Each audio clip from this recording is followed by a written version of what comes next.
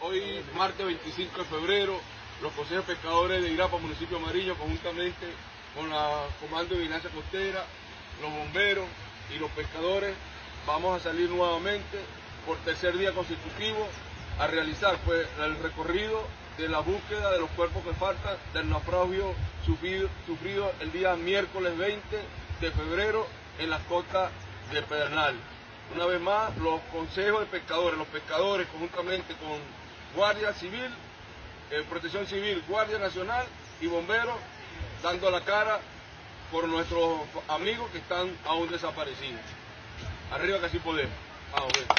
Eso es.